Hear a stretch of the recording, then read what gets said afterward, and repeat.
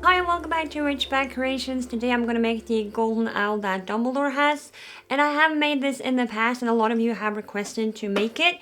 But the thing is, it is quite big and a tad bit broken because it used to be a stage prop and I brought it abroad on an airplane and everything. So I'm not going to make another one because I can barely fit this one in the attic. So it even had little lights that would turn on and off and everything for my big stage performance. Once in a lifetime, it would never happen again.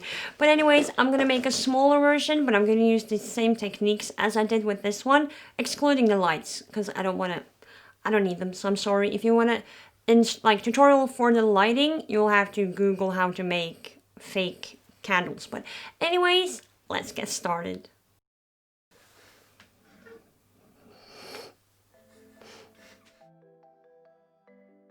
So as you saw in the intro, this owl is much smaller than the one I just showed you because I have no way any room for two of the same size, and since I've already made the big one in the past, I figured I might as well make a miniature version of it just to show the process and the idea behind how I made it originally.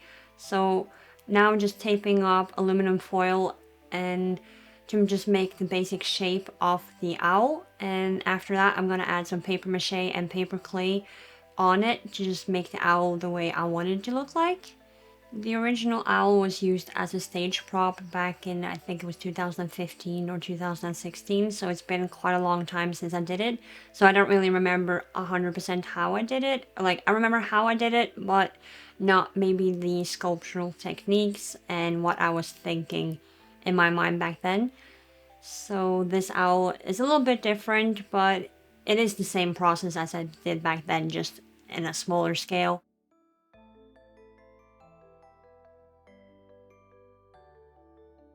Since the original was a stage prop and it wasn't really meant to last that long, it's still alive, or like kinda, it's sort of loose in places and the candles have fallen off and everything. It was the way when I was making it, it wasn't made to be really high in detail. It wasn't meant to be this intricate piece. It was meant to be seen on a stage really far away. So I wasn't too concerned on how it looked like up close. And that you'll see with the small one as well. I'm not really focused on really tiny details. I just want to make it an overall shape that you can see from a distance and instantly recognize as the owl that Professor Dumbledore has at the opening of the film.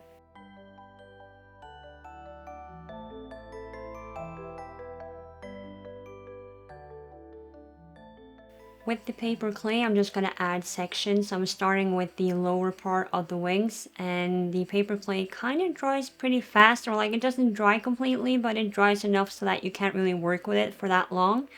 Mine at least doesn't, so I have to be quite quick, and I'm just going to make simple lines into the clay to just make the impression of feathers, but I'm not going to be too concerned on how neat it is. But I'm just going to add that row, and then I'm going to continue on with the two other rows one at a time and just add it on top of each other until I have made a wing, and then I'm going to do the same thing on both sides.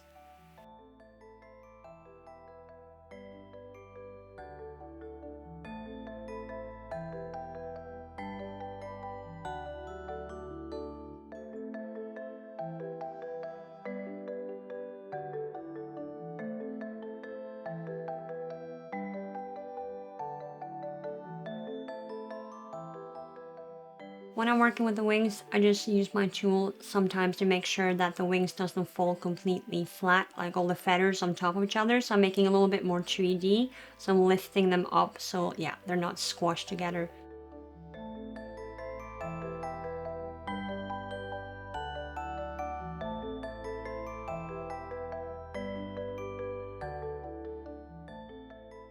Moving on to the body of the owl, I started with the bowl that it's standing on, and originally in the film it is a glass bowl, like a blue tinted glass ball, and I'm not going to do that. Everything here is just going to be gold, and in this version I'm not going to add the candles either. But the candles are made, if you're wondering, is made with a method that a lot of people have done here on YouTube, which is taking toilet rolls, like tissue rolls, toilet paper rolls, and then paint them white add some hot glue on the tops to make it look like melted wax, then repaint that so everything has the same color. Then I did add some LED lights on the tops so that when I was standing on the stage originally, I could, with a flick of a switch, turn one of the lights on and off, so it looks like I was turning one light off with my hand, and then when I moved my hand back, it came back on. But the body of the owl, starting with the ball, then moving over to the body, then I'm gonna just really, anything I'm doing is just pretty much sculpting with some tools, trying to make the impression of feathers. I'm not too concerned over the details and how it's gonna look. I just wanted to make so that the shape comes across. You can see that there's legs eventually and some feathers on the chest, and then I'm gonna move over to the head.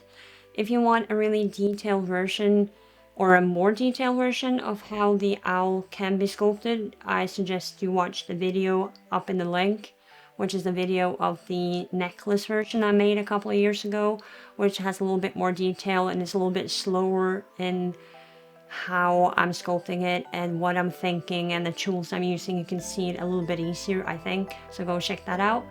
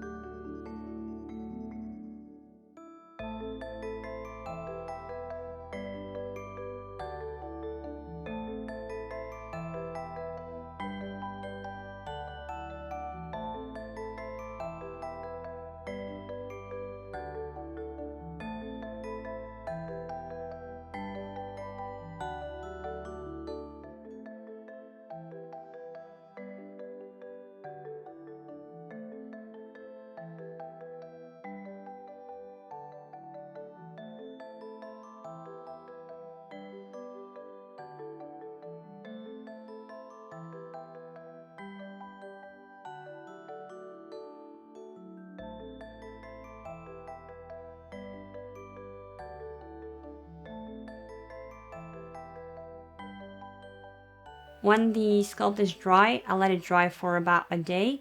I am now sealing it with some wood glue so that it wasn't, like, the paper clay won't get affected by the paint and wear and tear, and if you were to dust it and get some water spillage on it, it's still going to be safe.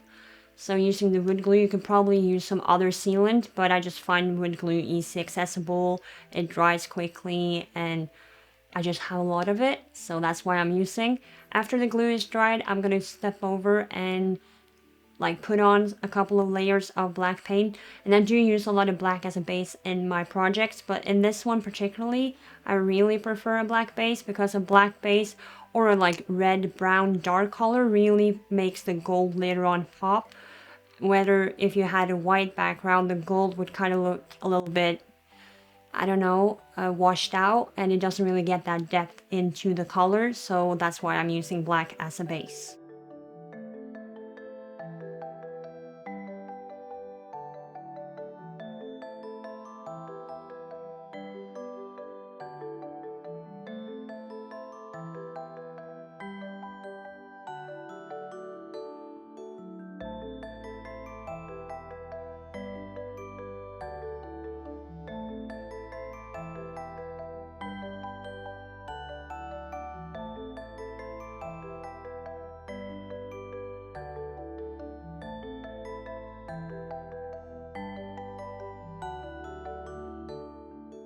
So when you're done covering your owl in the black paint and you let it dry, you have to take it out before you're going to use it as spray paint. I don't think anyone recommends using spray paint inside because of the fumes. Fumes are not good for you, so please take it out before you spray it and spray it on top of something that is designated, unless you want golden gravel in your like driveway of your house, then you cover that stuff up.